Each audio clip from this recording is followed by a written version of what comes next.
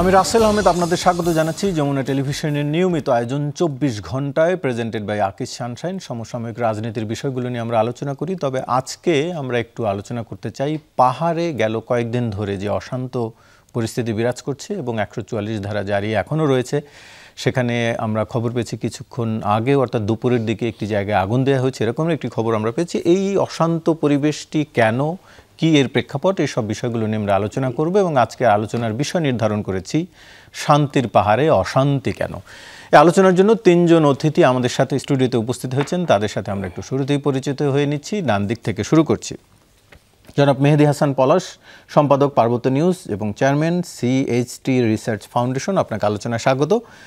রয়েছেন জনাব মেজর আলতামাস করিম, অবসরপ্রাপ্ত রাজনৈতিক বিশ্লেষক, আপনাকে আলোচনায় স্বাগত জানাচ্ছি।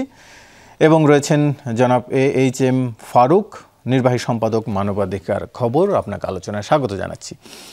আমরা একটু আলোচনা শুরু করছি। আসলে যেটি বলছিলাম শুরুতেই, যে পাহাড়ের যেই অবস্থা, যেটি এখন পর্যন্ত, একটু মেজর আলতামাস আপনার কাছ থেকেই, দুঃখিত আমি আবারও অবসরপ্রাপ্তটি বলে নিই, অবসরপ্রাপ্ত মেজর আলতামাস করিম, একটু আপনার কাছ থেকে জানতে চাই যে এখন পর্যন্ত পাহাড়ের যেই অবস্থা, যেই কারণে আসলে একটি ধর্ষণ ঘটনাকে কেন্দ্র করে মূলত এই এখনকার যে উত্তপ্ত পরিস্থিতি, সেটিতে এখন সবশেষ খবর পাওয়া পর্যন্ত আমরা জেনেছি একজনকে আটক করা গেছে বোধহয়, বাকি আরও দুজনের সন্দেহের কথা বলা হচ্ছে যে আরও দুজন এই ঘটনায় জড়িত। তাদেরকে আসলে কি অবস্থা, তাদেরকে ধরা যাচ্ছে না কেন এখন পর্যন্ত? ধন্যবাদ, এবং আমার সহ আলোচকদেরকেও ধন্যবাদ। বিসমিল্লাহির রহমানির রহিম। সুপ্রিয় দর্শক শ্রোতা, আসসালামু আলাইকুম। প্রশ্নের উত্তর দেওয়ার পূর্বে আমি একটু ব্যাকগ্রাউন্ডটাতে আসছি, যেহেতু পার্বত্য চট্টগ্রাম শান্তির জায়গা কেন অশান্ত হলো। আপনারা সকলেই জানেন যে ১৯০০ সালে একটা ব্রিটিশ সরকার একটা অ্যাক্ট করে পার্বত্য চট্টগ্রাম নিয়ে, এবং সেখানে কিছুটা অটোনমি ছিল তাদের।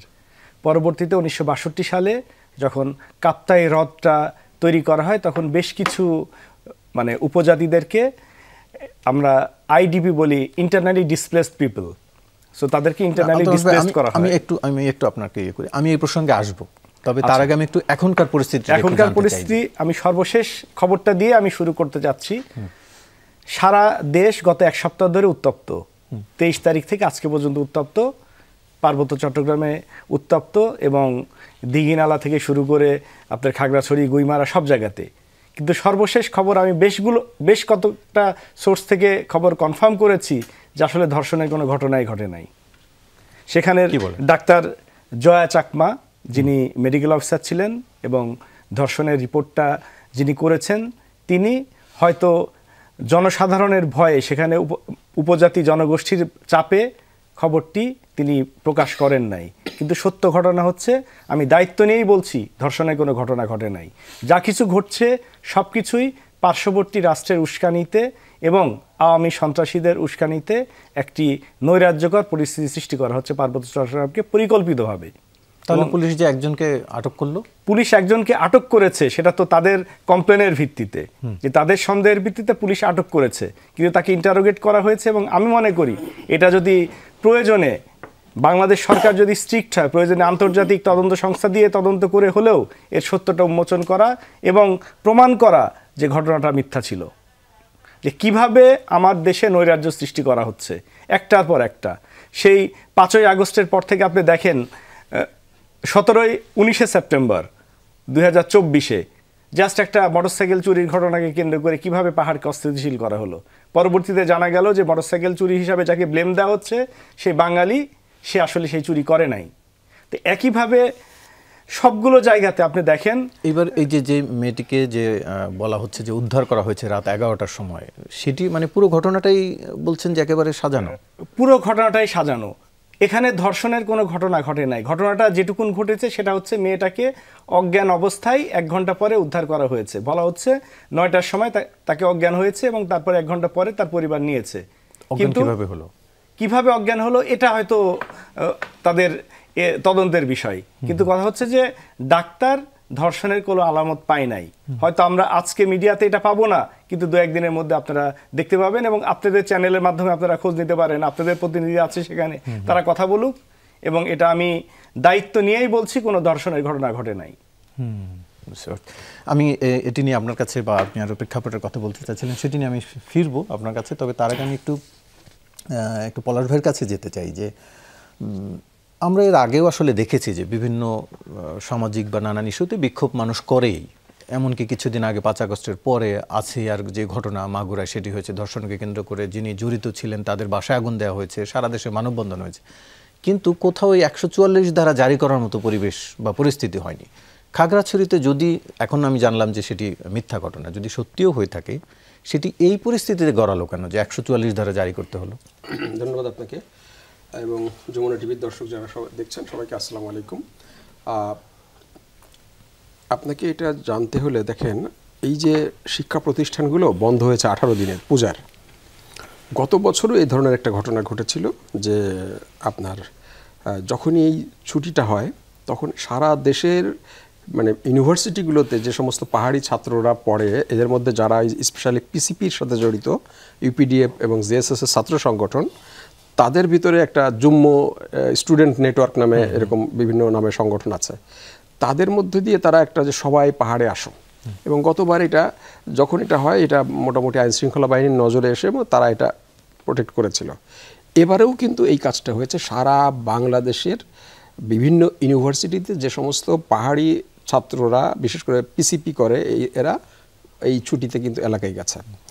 এই যে জুম্ম ছাত্র জনতা নামে যে সংগঠনটা, এটা এই নামে কোনো সংগঠন আসলে পাহাড়ে নাই বা অস্তিত্ব না। আমি 30 ইয়ার্স চিটাগাং হিলট্রেক্স নিয়ে কাজ করি, সেই অভিজ্ঞতা থেকে বলছি, এর নাই। তো তারা এখানে যে ঘটনাটা ঘটেছে, একটা মেয়ে, মারমা মেয়ে, সে তার বাড়ি থেকে 30 গজ দূরে প্রাইভেট পড়তে গেছে, একটা শিক্ষকের কাছে প্রাইভেট পড়ে, বাড়ি থেকে, মাথায় রাখেন, বাড়ি থেকে 30 গজ দূরে। তো 30 গজ দূরে পড়ার পরে সে মানে চলে এসছে, শিক্ষকের বাড়ি থেকে বেরিয়ে গেছে মানে 9টার সময়, 9:30 পর্যন্ত সে যখন বাসায় ফেরেনি তখন তার বাবা মা খুঁজতে গেছে, খুঁজতে গিয়ে পায় নাই, না পাওয়ার পরে এটা নিয়ে নানা আলাপ আলোচনার পরে তারপরে একটা জায়গায় তাকে, যেটা উনি বলছিলেন, অজ্ঞান অবস্থায় পাওয়া গেল। এখন প্রশ্ন, মেয়েটা বলছে যে তাকে 3 জন ধর্ষণ করেছে। এখন প্রশ্নটা হলো যে যদি এই যে মেয়েটার বাড়ি হলো, বাড়ি থেকে ওই টিউশনের যে বাড়ি অনলি 30 গজ, ম্যাক্সিমাম 30 গজ দূরত্ব, কিন্তু পাহাড়ের বাড়িগুলো তো সাধারণত একটু দূরে দূরে হয়। না ওইটা শহরে বাজারের কাছাকাছি। তো সেখানে তো রাস্তার উপরে যদি কেউ তাকে, 3টা ছেলে তাকে যদি মানে ধরতে আসে, সে যদি মিনিমাম চিৎকার দিতে পারতো, একটাবারও চিৎকার দিতে পারতো, তাহলে হয় তার প্রাইভেট টিচার, সে কাছাকাছি থাকলে প্রাইভেট টিচার, অথবা তার মানে বাড়ির লোকজন শোনার কথা, অথবা আশেপাশে শোনার কথা। সে বলছে যে আমাকে এসে মুখ চেপে ধরেছে, তারও বয়ান আর কি, যেটা আমি মামলার এফআইআরে দেখেছি, যে আমাকে মুখ মানে চেপে ধরেছে, আমি আর কিছু মানে জানতে পারি নাই, তারপরে আমাকে অজ্ঞান অবস্থায় নিয়ে গেছে এবং তাকে রেপ করেছে। এখন পুলিশ, যেখান থেকে তাকে উদ্ধার করা হয়েছে, পুলিশ সেখানে গেছে তদন্তে। মানে একটা মেয়েকে যদি 3 জন লোক রেপ করে, তো সেই জায়গায় তো মিনিমাম কিছু ভাঙাচোরা বা ধস্তাধস্তির কিছু আলামত থাকবে। এ ধরনের কোনো ঘটনা সেখানে কিন্তু নাই, এটা একটা জিনিস পরিষ্কার রাখেন। তারপরে যখন মেয়েটাকে নিয়ে আসা হলো, মেয়েটাকে নিয়ে আসার পরেই তারা একটা ছেলেকে, পাহাড়িরা এক চয়নশীল নামে একটা ছেলেকে খুঁজছে, মানে খুব হন্যে হয়ে খুঁজছে। ওই ছেলেটার বাড়ি আবার ওই মেয়ের বাড়ি থেকে ম্যাক্সিমাম 300 গজ দূরে। ওই বাড়িতে যখন গিয়ে তাকে বলা হলো যে তোমার এই ছেলে রেপ করেছে, হ্যাঁ, এবং এটা, তখন বলে যে এই ছেলে তো আমার এই ছেলে মানে চয়নশীল, এই ছেলে তো মানে মেয়েটাকে দেখানো হয়েছে যে এটা, হ্যাঁ, তো সার্টিফাই করার পরে তো ওরা গেছে, পাহাড়িরাই গেছে, পাহাড়িরাই যাওয়ার পরে বলছে যে এই ছেলে তো কাপ্তাই পলিটেকনিক্যালে পড়ে, ও তো কাপ্তাইতে আছে। বলে যে না, ওরা বিশ্বাস করে নাই। তখন ভিডিও কলে তাকে দেখানো হয়েছে যে ও তো কাপ্তাইতে। তখন ওরা যখন দেখছে যে কাপ্তাই ভিডিও কলে এই ছেলেটা আছে, তখন বলে যে তাহলে তোমার মানে ছোট ছেলে করেছে। আচ্ছা, দেন শয়নশীল, হ্যাঁ, ওই ছোট ছেলে আবার ওইখানে পাশেই একটা মানে দোকান আছে, সেই দোকানে তার বাপ শিল, তো আপনি বোঝেন যে শিলরা সাধারণত চুল কাটে, তো তার বাবার চুল কাটার দোকান আছে, সে মূলত ওখানেই বসে।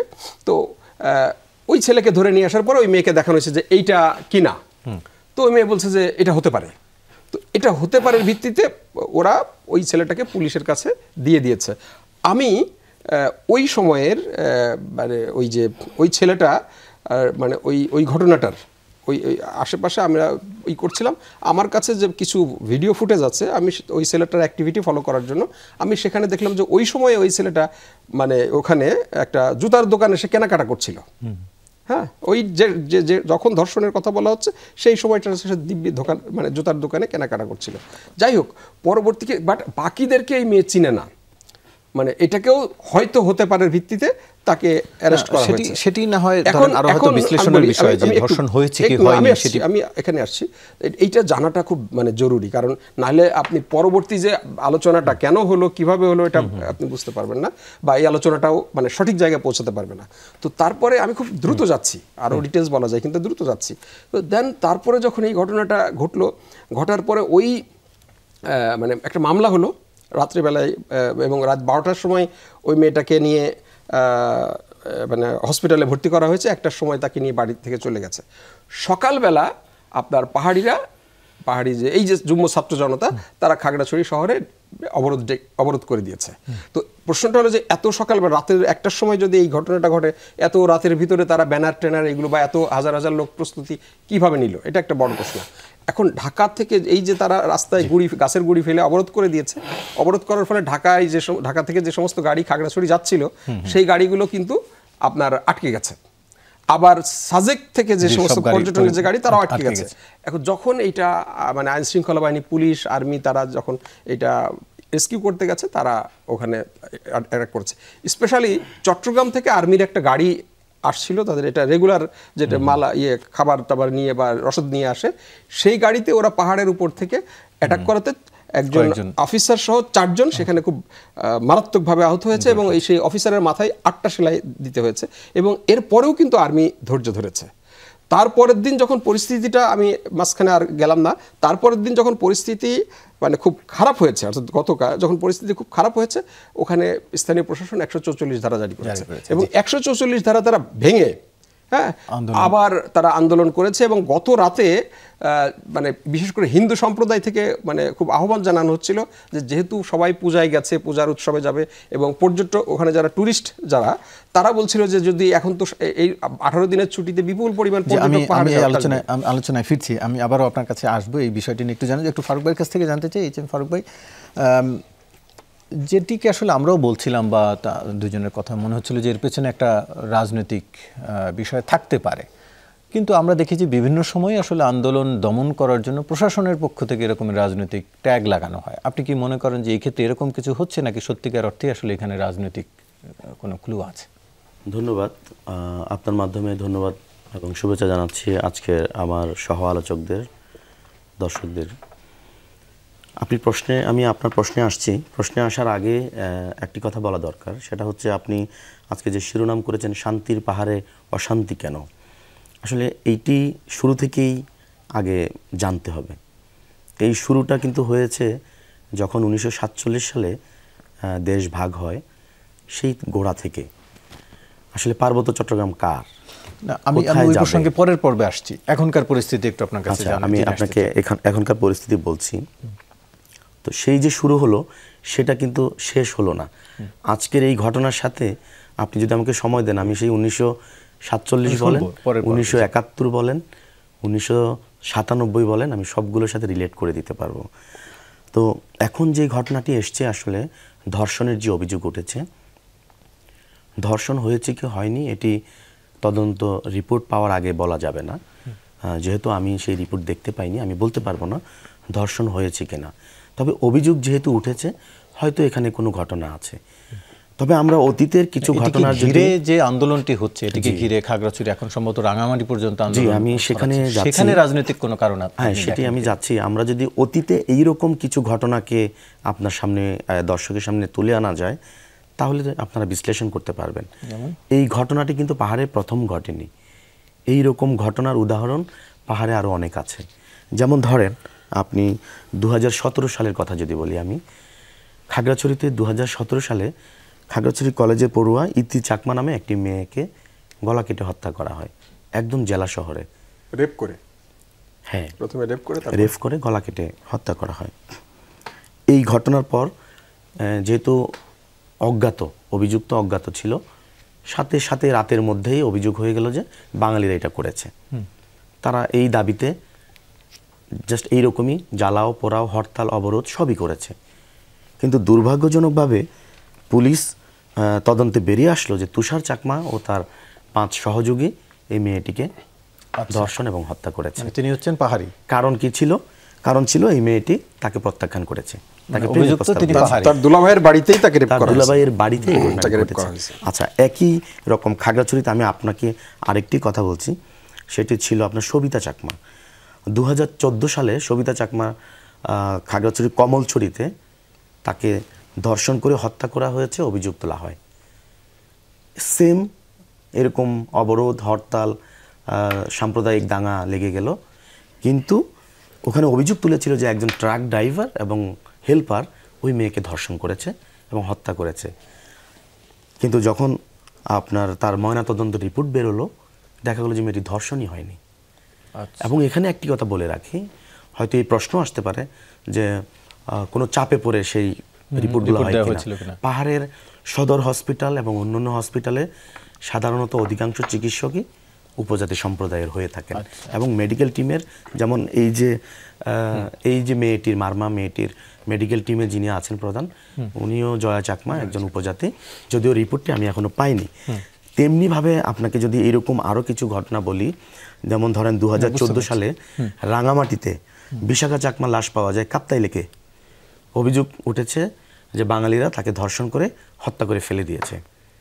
এইটাতে সেম পুরো পার্বত্য চট্টগ্রাম উত্তাল হয়ে গেল, আপনার জ্বালাও পোড়াও অবরোধ হরতাল সবই হয়েছে। কিন্তু সেটাও পুলিশ তদন্ত করে পেয়েছে যে তার স্বামীর সহযোগিতায় কিছু উপজাতীয় ছেলেরা তাকে ধর্ষণও করেছে, হত্যাও করেছে। এরকম উদাহরণ যদি আপনি আমার কাছে জানতে চান, যেহেতু আমি পার্বত্য চট্টগ্রামের এই বিষয়গুলো নিয়ে দীর্ঘ বছর রিপোর্ট করেছি, আবার নিজে গবেষণা করছি, আমার কাছে অনেক কেস এরকম আছে। তো এইটার প্রেক্ষিতে আপনাকে আমি আপনার প্রশ্নের উত্তরটা দিচ্ছি, কেন এই প্রশ্নটা থেকে যায়, তাহলে কেন? যেটা আমাদের একজন বিজ্ঞ আলোচক একটু আগে বলেছেন যে রাতের 1টা-1:30টায় অভিযোগ উঠেছে, সকাল হতে না হতেই বিক্ষোভ, আপনার ব্যানার এত সুসজ্জিত পরিকল্পিত। আসলে এই ঘটনাগুলো কিন্তু পরিকল্পিত, দেখতে তাই মনে হয়, এবং বাস্তবতা যখন বের হয়ে আসে তাই দেখা যায়। কেন? যে কোনো একটি ইস্যু পেলেই সেখানে কিন্তু সেটাকে ভিন্ন খাতে প্রবাহিত করে রাজনৈতিক একটি বিষয়ে ঠেলে নিয়ে আসা হয়, এবং তখন ওটা চলে যায় যে পাহাড় থেকে সেনা হটাও, পাহাড় থেকে বাঙালি হটাও, এই ধরনের একটি জায়গায় তারা চলে যায়। এই আলোচনাটি আমি জানবো যে এটি কেন হচ্ছে সেটি নিয়েও একটু, তবে তার আগে আমি একটু বিরতি নিয়ে আসি। দর্শক, ছোট্ট একটি বিরতির পর আবারও ফিরছি আলোচনায়, সঙ্গেই থাকুন। আবারও স্বাগত, দেখছেন 24 ঘন্টা আলোচনায় ফিরছি। একটু যেতে চাই মেহেদী হাসান পলাশ ভাই আপনার কাছে, যেটি নিয়ে আমরা আলোচনা করছিলাম বা যে প্রেক্ষাপটটি আসলো, যে কয়েকটি উদাহরণ তিনি দিচ্ছিলেন, এই যে মিথ্যা তথ্য দিয়ে এক ধরনের আন্দোলনকে উস্কে দেওয়ার চেষ্টা বা সাম্প্রদায়িক দাঙ্গা লাগানোর চেষ্টা, এটি আসলে কারা করছেন বা কেন করছেন? এটা মানে আমার স্নেহভাজন ফারুক কতগুলো দিয়েছেন, আমি তার সাথে ছোট্ট দুটো। দীঘিনালাতে কৃত্তিকা ত্রিপুরা নামে একটা মেয়ে, তার বিরুদ্ধে এরকম অভিযোগ এসছে এবং সেই মেয়েটার পরে যখন পিবিআই তদন্তে ওটা গেছে। মিতালি চাকমা নামে একটা মেয়ে, আমি এটাকে স্পেশালি ফোকাস করতে চাই। সেই মেয়েটা দেখতে অনেক সুন্দরী, পড়াশোনা করতো, তো তাকে বলা হলো তুমি ইউপিডিএফে যোগ দাও। তো মেয়েটা বললো যে না, আমি তো পড়াশোনায় ভালো মেধাবী ছাত্রী, আমি এই অন্ধকার জীবনে যাব না। তো এই জন্য তাকে তুলে নিয়ে মানে 3 মাস আটকে রেখে তাকে রেপ করা হয়েছে। এই মেয়ে পরবর্তীতে ওখান থেকে পালিয়ে খাগড়াছড়ি প্রেস ক্লাবে এসে সাংবাদিক সম্মেলন করেছে। তো এই যে মানে ঘটনাগুলা এরকম, কিন্তু আমাদের দেশে এই যে ধরেন আজকে এবং এই অতীতের সবগুলো ঘটনার যেগুলো বলেছে, আমি এরকম আরও বলতে পারবো, বাট সবগুলো ঘটনাতে যখন দেখা যায় যে পাহাড়ে কিন্তু ব্যাপকভাবে মানে ধর্ষণটা মাঝে মাঝে হয়, সারা দেশে যেমন হয় পাহাড়েও হয়। তো ধর্ষণটা কিভাবে হয়? ধর্ষণটা একটা হলো পাহাড়ি কর্তৃক পাহাড়ি হয়, পাহাড়ি কর্তৃক বাঙালি হয়, বাঙালি কর্তৃক পাহাড়ি হয়, বাঙালি কর্তৃক বাঙালি হয়। আমার কাছে একটা পরিসংখ্যান আছে, শুধু আমি খুব সংক্ষেপে আপনাকে বলছি। 2025 সালের মানে 6 মাস আগস্ট পর্যন্ত আপনার 11টা ধর্ষণের ঘটনা ঘটেছে। তো তার মধ্যে উপজাতি কর্তৃক উপজাতি হলো 2টা, বাঙালি কর্তৃক বাঙালি 6টা, উপজাতি কর্তৃক বাঙালি 0, বাঙালি কর্তৃক উপজাতি 1টা। এটা আমাদের ধর্ষণ একটা সোশ্যাল ক্রাইম। এখন প্রশ্নটা হলো, যখন এই ঘটনাগুলো ঘটে পাহাড়ে এবং আমাদের দেশের সুশীল সমাজ ঠিক স্পেসিফিকভাবে, আমি আপনাকে যদি বলি, এই মানে গত মাসে রুমাতে একটা মারমা মেয়ে সেটা মেয়েটা 5ম শ্রেণীতে পড়তো। সেই মারমা মেয়ে আপনার 5 জন তাকে রেপ করে, গ্যাং রেপ করে, এবং সেই রেপটা করেছে কি 5 জন গ্যাং রেপ করেছে, একবার না একাধিকবার, মানে একটা ছেলে রেপ করেছে, তারপরে তাকে দেখানোর ভয়ে বারবার রেপ করেছে। তো এই ঘটনাটা যখন মানে ঘটছিল, একটা পর্যায়ে মেয়েটা নিতে না পারে তার বাবা মাকে বলেছে। তো বাবা মাকে বলার পরে বাবা মা যখন লোকাল ইয়েদের বলেছে, আপনি জানেন কিনা জানেন না, এটা জানা উচিত যে পাহাড়ে আমাদের দেশে তো একরকম বিচার আছে, পাহাড়ে প্রথাগত বিচার নামে আরেকটা বিচার আছে। তো সেই বিচারের বিষয়টা হলো কি, কোনো পাহাড়ি ছেলে যদি পাহাড়ি মেয়েকে রেপ করে, তার শাস্তি হলো একটা শুকর জরিমানা। এটা হলো তাদের লোকাল শাস্তি। এবং এই যে শুকর জরিমানাটা করা হয়, অর্থাৎ আপনার যদি 100 শুকর থাকে, আপনি 100 মেয়েকে রেপ করে পার পেয়ে যাবেন। আপনার যদি 1000 শুকর থাকে, আপনি 1000 শুকরকে 1000 মেয়েকে আপনি রেপ করতে পারবেন। এবং পরবর্তীতে যেটা হয় সেটা আরও ভয়ানক, সেটা হলো ওই শুকর জবাই করে তার রক্তটা ওই মেয়ের মাথায় দিয়ে মেয়েটাকে পবিত্র করা হয়, এবং ওই রক্তটা পাড়ায় ছিটিয়ে পাড়া পবিত্র করা হয়, এবং শুকর জবাই করে এলাকার লোকজন যারা অর্থাৎ স্থানীয় আছে সবাই খেয়ে ফেলে। এবং এক্ষেত্রে তাই হয়েছে। এই লোকজন তাকে ওই 5 জনকে 5টা শুকর জরিমানা করেছে, এবং তারা শুকর দিতে পারে নাই। বলা হয়েছে ঠিক আছে, একটা শুকরের দাম 10,000 টাকা করে, 50,000 টাকা জরিমানা, এবং সেটাও বাকি বলে বিচার শেষ করে দিয়েছে। এটা যখন হলো আমরা নিউজ করলাম, নিউজ করার পরে এটি নিয়ে অনেক ঘটনা ঘটলো। কিন্তু আমি বলতে চাচ্ছি যে এই যে আজকে যারা এটা নিয়ে আন্দোলন করছে ধর্ষণের বিরুদ্ধে, আমি বারবার ফেসবুকে লিখেছি যে কোথায় ইয়ানিয়ান এখন এটা নিয়ে লেখে না কেন, কোথায় মাইকেল চাকমা এটা নিয়ে লেখে না কেন, কোথায় আমাদের দেশের মানবাধিকার কর্মী সুশীল সমাজ তারা এটা নিয়ে লিখছে না কেন। এরকম পাহাড়ে ওই মিতালি চাকমা বলেন, ওই সবিতা চাকমা বলেন, কৃত্তিকা ত্রিপুরা বলেন, এবং ওই যে ইতি চাকমা যার কথা বলা হলো, এরকম অসংখ্য ঘটনা আছে। তাদের বিষয় নিয়ে কিন্তু ওরা কখনোই কথা বলে না। যদি কোনো একটা ঘটনায় বাঙালির নাম জড়ানো যায়, অনলি সেই ক্ষেত্রে ওরা যেমন সারা বাংলাদেশে একেবারে পার্বত্য চট্টগ্রাম এবং ঢাকায় দাঁড়ায়, ঠিক তেমনি আমাদের দেশের যে কিছু তথাকথিত সুশীল সমাজ, কিছু মানবাধিকার কর্মী এবং এনজিওর সাথে জড়িত কিছু ব্যক্তিবর্গ আছে, তারা ছুটে যায় পাহাড়ে। কিন্তু ওই যে আমি বারবার বলেছিলাম যে এই যে রোমার যে ঘটনা, কোথায় আমাদের দেশের এই মানবাধিকার কর্মীরা তো রোমায় যায় নাই, তাহলে ওইখানে যাচ্ছে না কেন? শুধু এই বেছে বেছে, অর্থাৎ আপনি দৃষ্টিভঙ্গিটার মধ্যে এক ধরনের সাম্প্রদায়িকতা দেখতে পাবেন, দৃষ্টিভঙ্গিটার মধ্যে একটা সাম্প্রদায়িকতা আছে, অর্থাৎ পিক অ্যান্ড চুজের একটা ব্যাপার আছে। তো সেই যে বিষয়টা তৈরি হচ্ছে আমাদের এখানে কেন ঘটে, এই ঘটনাটাগুলো আপনি যে প্রেক্ষাপটের কথা বলছিলেন, প্রেক্ষাপটের ঘটনাটা কেন ঘটেছে দেখেন। 5 তারিখের পরে ভারতের ত্রিপুরা থেকে, ত্রিপুরার গণ্যমান্য ব্যক্তিবর্গ খুব সিরিয়াসলি বলছে যে এখনই সময়। আমি একটু বাকিদের থেকে শুনে আবার আপনার কাছে আসছি। আলতামাস করিম, একটু আপনার কাছ থেকে জানতে চাই যে এর মধ্যে যারা আন্দোলন করছেন তাদের মধ্যে একজন হচ্ছে টনি ম্যাথিউ চিরাং। তিনি তার বক্তব্যে, যেটি গণমাধ্যমে এসছে, তাদের প্রকাশিত গণমাধ্যমে, আদিবাসীদের উপর যতবারই হামলা অত্যাচার হয়েছে ততবারই দেখেছি হয় অপরাধী গ্রেফতারি হয়নি, অথবা গ্রেফতার হলেও জামিন পায়। একটু জানতে চাই যে আপনি যেহেতু সেখানে কাজ করেছেন, আসলে কি তার এই অভিযোগগুলো কতটা আমলে নেওয়ার মতো, যে গ্রেফতারি হয় না বা হলেও জামিন পেয়ে যাচ্ছে অপরাধীরা? অলরেডি আমার 2 সহ আলোচক বলেছেন এই ব্যাপারে।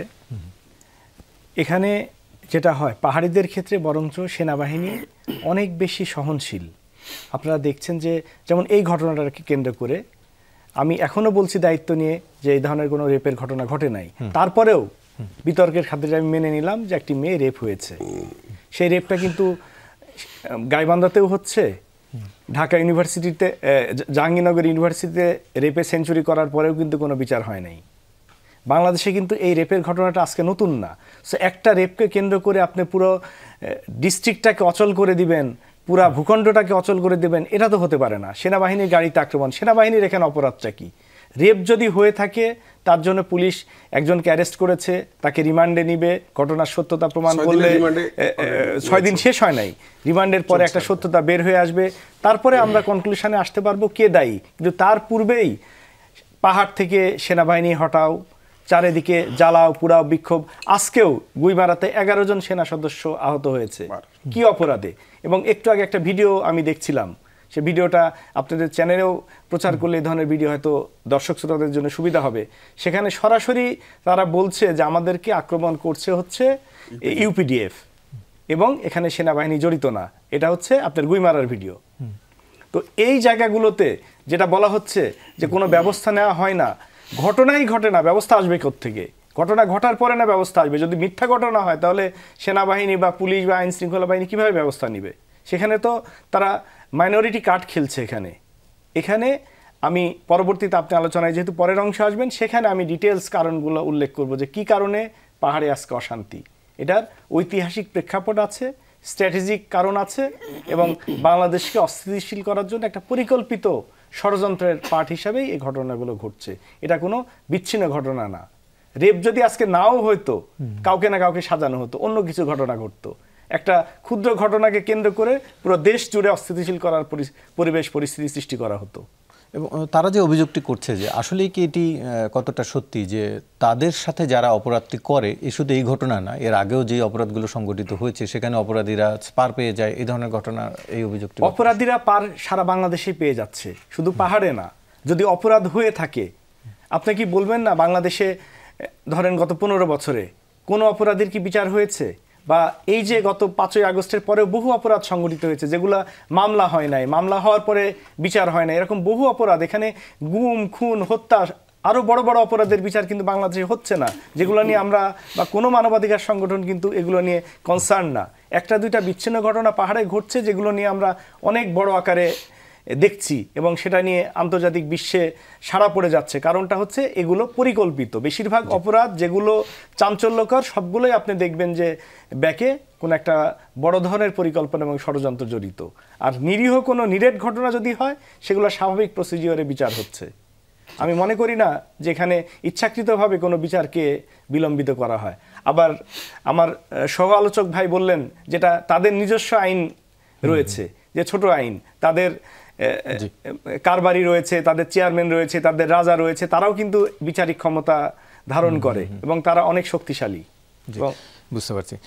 নিরেট ঘটনার কথা বললো, একটু আপনার কাছ থেকে, একটু ফারুক ভাইয়ের কাছ থেকে জানতে চাই যে পাহাড়িদের সাথে সাধারণ বাঙালিদের সম্পর্ক আসলে কেমন? সেখানে কি এরকম পারস্পরিক শত্রুতা, ঝগড়া, বিবাদ লেগেই থাকে, নাকি মানে সাধারণ পাহাড়ি এবং সাধারণ বাঙালিদের কথা আমি বলছি, আসলে নেতা কিংবা অন্যান্যদের কথা নয়, সেটি আসলে কেমন, যেহেতু আপনি পাহাড় নিয়ে অনেক বেশি? ধন্যবাদ, আপনি একটি সুন্দর প্রশ্ন করেছেন। তবে তার আগে আপনি আপনার প্রশ্নের একটি শব্দ নিয়ে একটু কথা বলি।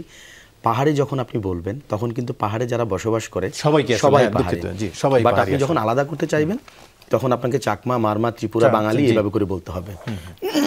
আর উপজাতি শব্দ নিয়ে আবার ইদানিং আরেকটু অ্যালার্জি এসছে, সেটাও বলা দরকার। উপজাতি হচ্ছে আমাদের স্বীকৃত শব্দ, সংবিধান বলেন, এবং সংবিধানের পরে সবচেয়ে বড় দলিল যেটি পার্বত্য চট্টগ্রামে, সেটি হচ্ছে পার্বত্য চট্টগ্রাম চুক্তি, যেটিকে মানুষ কথিত শান্তি চুক্তি হিসেবে জানে। কিন্তু সেখানেও আপনি দেখবেন যে উপজাতি হিসেবেই তারা নিজেদের পরিচয় নিজেরা নির্ধারণ করেছে। যাই হোক, এটি বললাম ভুল বোঝাবুঝির না হওয়ার জন্য। আপনি প্রশ্নটি খুবই চমৎকার, এই জন্য বলছি। জন্মসূত্রে আমি একজন পাহাড়ি, আমার জন্ম খাগড়াছড়িতে, আমার পরিবার বহু বছর ধরে এই পাহাড়ের বাসিন্দা, এবং আমার পূর্বপুরুষও চট্টগ্রামেরই বাসিন্দা। চট্টগ্রামের বৃহত্তর চট্টগ্রাম, ওইটার পার্বত্য এলাকা হলো পার্বত্য চট্টগ্রাম। সেই সুবাদে যদি আদিম কোনো বাসিন্দা খুঁজেন পাহাড়ের, আমাকে আপনি ধরতে পারেন, কারণ আমি ওখানকার সান অফ সয়েল, আমার পূর্বপুরুষের সূত্রে। যাই হোক, এখন ওখানে পাহাড়ি এবং বাঙালি, যেহেতু আপনি পাহাড়ি বলছেন, মানে উপজাতি এবং বাঙালিদের মধ্যে খুবই চমৎকার সম্পর্ক ছিল, এখনও আছে বলা যায়। তবে এখানে একটা প্রশ্ন হলো বিশ্বাস অবিশ্বাসের যেই সংশয়, এটি বেশি দিন আগের নয়, এটি তৈরি হয়েছে আপনার আজকে থেকে ধরেন 40-45 বছর ধরে। এই যে বিশ্বাস না, আরেকটু বেশি হবে 1972-73 সাল থেকে। কেন বলছি? 1972 সালে আপনার পার্বত্য চট্টগ্রাম জনসংহতি সমিতির জন্ম। সদ্য স্বাধীন দেশে তারা পার্বত্য চট্টগ্রামকে স্বায়ত্তশাসন দাবি করে। তখন স্বায়ত্তশাসন বা ওই স্বায়ত্তশাসনের আদলটা একটা এমন ছিল ভারতের অঙ্গরাজ্যগুলোর মতো। প্রত্যাখ্যাত হওয়ার পরে তারা 1973 সালে শান্তি বাহিনী নামে একটি আর্মস গ্রুপ সৃষ্টি করে, যারা গেরিলা যুদ্ধে চলে যায়। অশান্তিটা কিন্তু ওখান থেকে শুরু হয়ে গেল, বীজ বোনা হলো। এরপরে এই অশান্তি বাড়তে বাড়তে অনেক দূরে চলে গেল, কিন্তু এটি শুধুমাত্র রাজনৈতিক কারণে। বাট সাধারণ উপজাতি বা বাঙালির মধ্যে যে সৌহার্দ্যপূর্ণ সম্পর্ক, সেটি এখনও আছে। কিন্তু পেছন থেকে কলকাঠি নেড়ে রাতারাতি এই অস্থিরতাগুলো তৈরি করা হয়। আসলে পাহাড়ে আপনি প্রথমে যদি চিন্তা করেন, না আছে আইনের শাসন, না আছে মানবাধিকার। আমি একদম দায়িত্ব নিয়ে বলছি, সরকারকে আমি প্রশ্নবিদ্ধ করে বলছি, আমাদের সরকার গত 54 বছরে পার্বত্য চট্টগ্রামে না প্রকৃতভাবে আইনের শাসন প্রতিষ্ঠা করতে পেরেছে, না মানবাধিকার প্রতিষ্ঠা করতে পেরেছে। এই মানবাধিকার লঙ্ঘন হচ্ছে পাহাড়ের সকল সম্প্রদায়ের, কেউ এখানে বাদ নাই। যেমন আমি আপনাকে যদি উদাহরণ দিই, এখন যেই সংঘাতময় পরিস্থিতিটা চলছে, খাগড়াছড়ি জেলার 9টি উপজেলা, সদর থেকে প্রত্যেকটা উপজেলার সাথে এখন যোগাযোগ বন্ধ। সেই দুর্গম পানছড়ি উপজেলায় যদি একজন অসুস্থ হয়, তাকে চিকিৎসা তার মানবাধিকার, তার অধিকার। সে কিন্তু এই মুহূর্তে খাগড়াছড়ি সদরে এসে হসপিটালে ভর্তি হওয়ার সুযোগ পাবে না, সে আসারই সুযোগ পাবে না। তাহলে কি ওখানে মানবাধিকার আছে?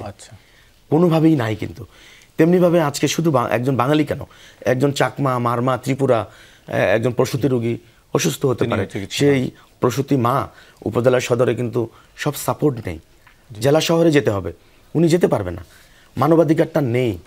আর এই মানবাধিকার থাকতো যদি আইনের শাসনটা থাকতো। আইন শুধুমাত্র আপনার সদরে অ্যাক্টিভ, আপনার সদর থেকে 5 কিলোমিটার দূরে মানে পুলিশের কোনো সক্ষমতা নাই। আপনি অবাক হবেন, আপনি নিশ্চয়ই দেখেছেন এই ঘটনায় খাগড়াছড়ি শহরে আপনার অত্যাধুনিক অস্ত্র নিয়ে আপনার উপজাতি সম্প্রদায়ের লোকজনকে দেখা গিয়েছে এবং ভিডিও ভাইরাল হয়েছে। শহরে জেলা শহরে যদি এরকম অস্ত্র নিয়ে আসা যায়, তাহলে পুরো জেলার আপনার প্রত্যন্ত এলাকাগুলো একটু চিন্তা কি অবস্থা।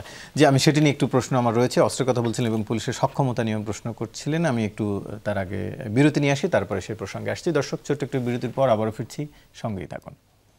আবারও স্বাগত, দেখছেন 24 ঘন্টা আলোচনায় ফিরছি। আবারও একটু যেতে চাই মেহেদী হাসান পলাশ ভাই, একটু আপনার কাছে, যেটি আসলে বিভিন্ন সময় একটি প্রশ্ন আসে, বিশেষ করে যারা পাহাড়ে বসবাস করেন তাদের পক্ষ থেকেও আসে, বা যারা আন্দোলন করেন তাদের পক্ষ থেকে। একটু আপনার কাছে আমি সেই প্রশ্নটি আসলে জানতে চাই। সেটি হচ্ছে যে সারা দেশে যদি আইনশৃঙ্খলা নিয়ন্ত্রণের বা রক্ষার জন্য পুলিশ কাজ করে, তাহলে পাহাড়ের আইনশৃঙ্খলার জন্য কেন সেনাবাহিনী দরকার?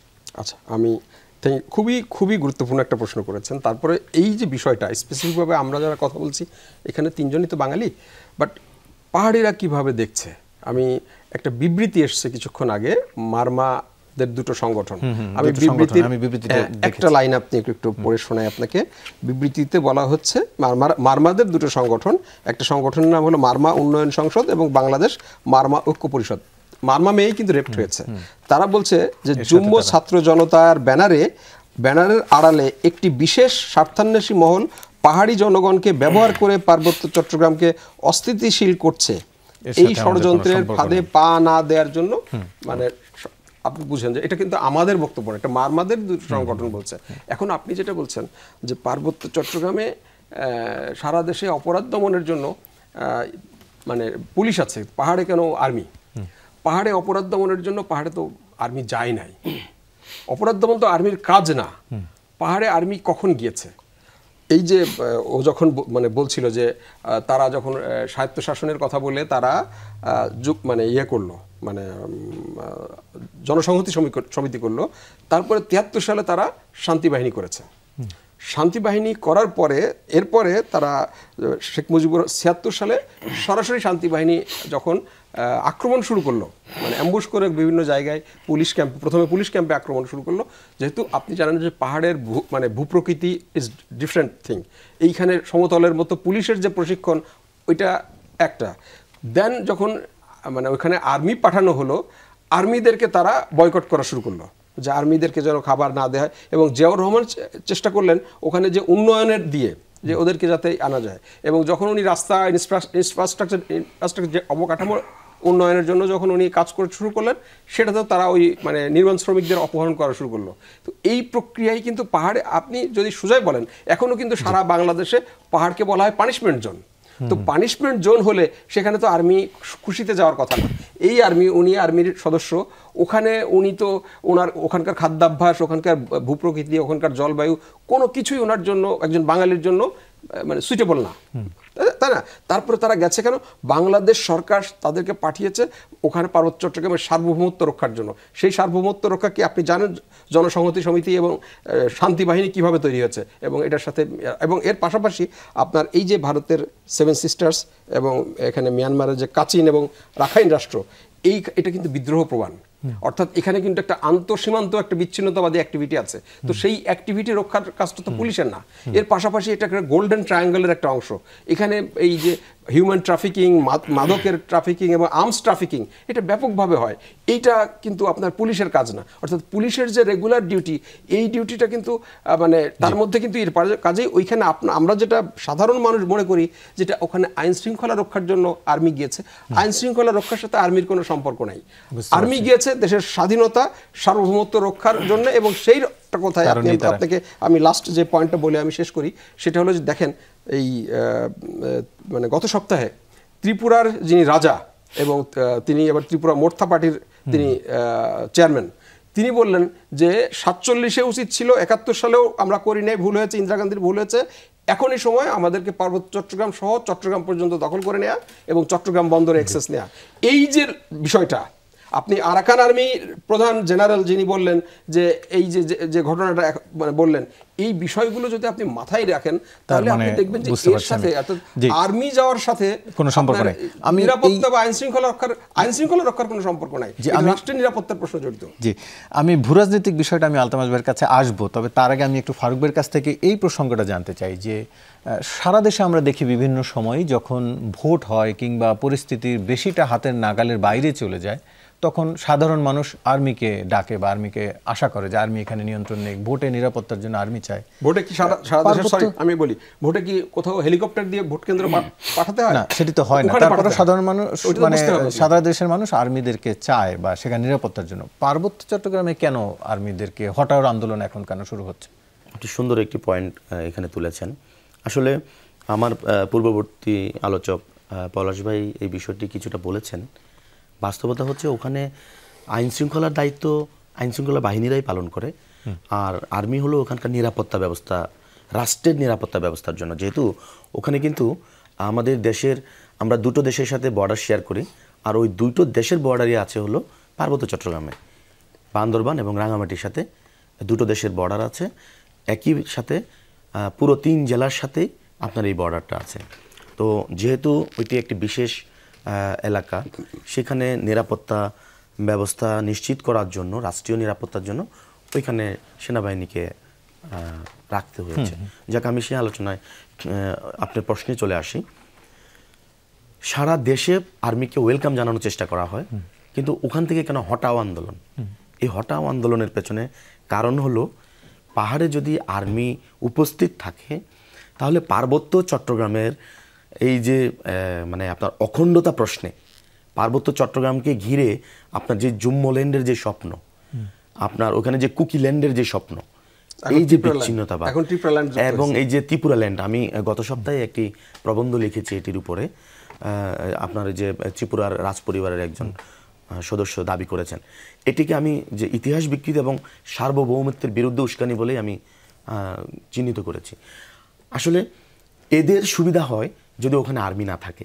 আচ্ছা, আর্মি থাকলে তারা এই স্বপ্ন বাস্তবায়ন করা সম্ভব হবে না, যার কারণে তারা যেই কোনো ইস্যু পেলে এই ইস্যুটাকে নিয়ে আপনি একটি ছোট রচনার একটি গল্প আমরা শুনেছি, আমি অল্প সময় নিব। ধরেন বলা থাকে যে আপনি গরু রচনা লিখেন, বলে যে গরু ঘাস খাচ্ছিল মাঠে, পাশে নদী ছিল, নদীতে কুমির ছিল, খাঁচকাটা গল্প। তেমনি ভাবে অন্য একটা বললেই বলে যে মসজিদের পাশে নদী, নদীতে কুমির, খাঁচকাটা। সেম আপনার পাহাড়ে যে কোনো ইস্যু হলে আন্দোলন, হরতাল, অবরোধ, দেন শুরু হয় পাহাড় থেকে সেনা হটাও। বুঝতে পারছি। আচ্ছা, এই যে সেনা হটাও করার জন্য আপনার এই যে অপহরণ, ধর্ষণ, খুন যাই হোক না কেন সেটার ওই খাসকাটা লেস্টানাতে চলে যায়।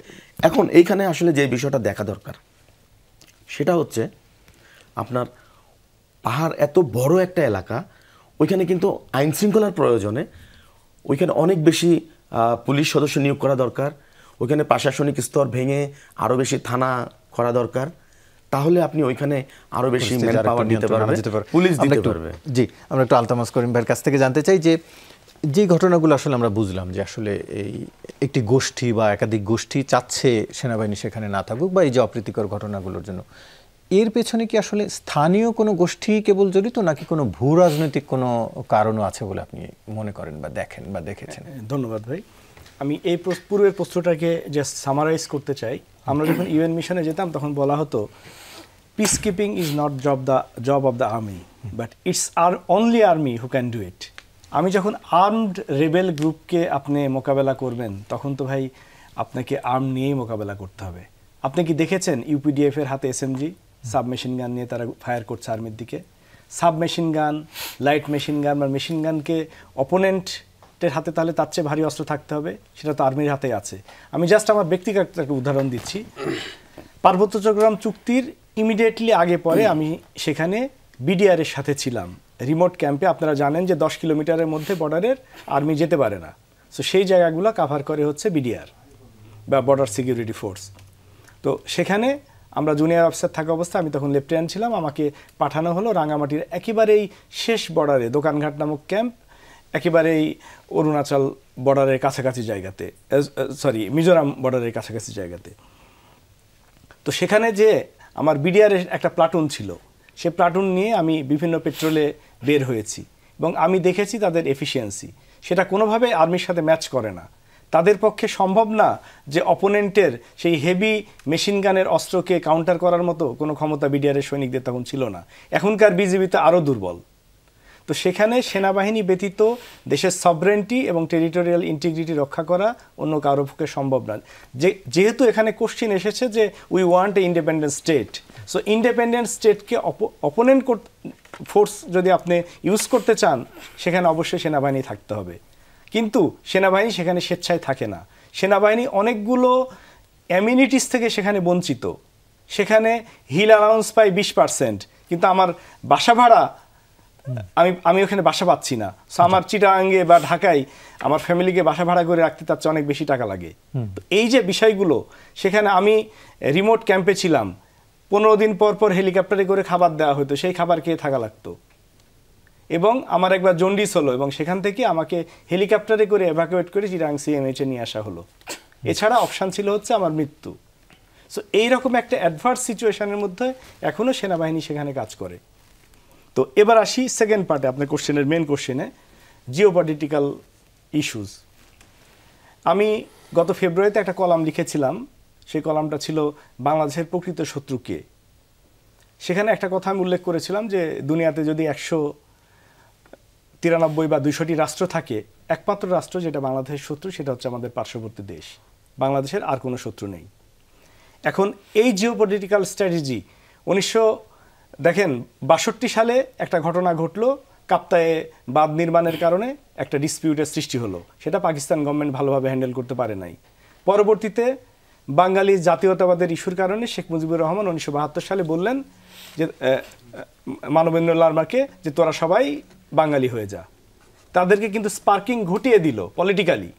এরপরে আসলেও কি 73 সালে শান্তি বাহিনী গঠন হলো এবং 1977 সালে সর্বপ্রথম সেনাবাহিনীর এপিসির ওপরে আক্রমণ করা হলো বা সেনাবাহিনীর যানের ওপরে তারা আক্রমণ করলো। তখন রাষ্ট্রপতি জিয়াউর রহমান ডিসিশন নিলেন যে সেখানে সেনা মোতায়েন করা হবে এবং একই সাথে বাঙালিদেরকে সেখানে এনহ্যান্স করা হলো, বাঙালিদের পার্সেন্টেজ বাড়ানো হলো। কিন্তু আমার প্রশ্ন হচ্ছে, বাঙালি পাহাড়ে যেতে পারবে? পাহাড়িরা তো আমার জন্য রংপুর, গাইবান্ধা, চিটাগাং, ঢাকা সব জায়গায় তো তার জন্য ওপেন।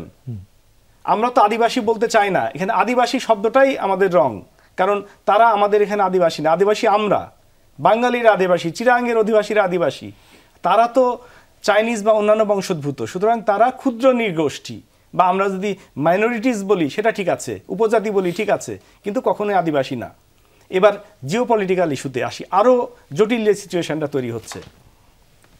আপনি দেখেন গত 1 বছরে আমাদের কাছে প্রশ্ন আসছে মানবিক করিডোর।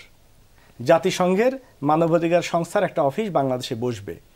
বাংলাদেশে যদি মানবাধিকার সংস্থার একটা অফিস বসে আর জুমল্যান্ড রাষ্ট্র যদি ঘোষণা করে, তাহলে মানবাধিকার সংস্থা কি বলবে? তোমরা মানবাধিকার রক্ষার জন্য এটা মেনে নাও, বসে গেছে বাংলাদেশের চুক্তি করো, এলজিবিটি করবে, আমার এটা মেনে নিতে হবে। সো এই জিওপলিটিক্যাল স্ট্র্যাটেজিটা আমাকে বুঝতে হবে। এখন মানবিক করিডোর দিয়ে যদি অস্ত্র ঢুকে, অ্যামুনিশন যদি ঢুকে, তাহলে আমার শত্রু হবে কি? এখন তো ইন্ডিয়া শত্রু, তখন তো চায়না আমার শত্রু হয়ে যাবে, মায়ানমার আমার শত্রু হয়ে যাবে, কারণ এটা ডিরেক্টলি চাইনিজ ইন্টারেস্টে আঘাত করবে।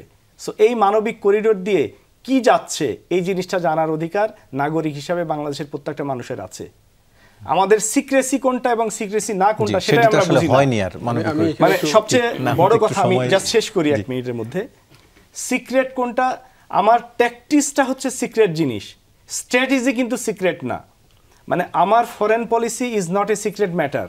সিক্রেট ম্যাটার কোনটা, আমার একটা পার্টিকুলার এঙ্গেজমেন্ট বা ব্যাটেলে আমি কোন দিক দিয়ে যুদ্ধ করব, কিভাবে যুদ্ধ করব, কোন অ্যামুনিশন ইউজ করবে, কয় তারিখে যুদ্ধ করব, that is a secret issue.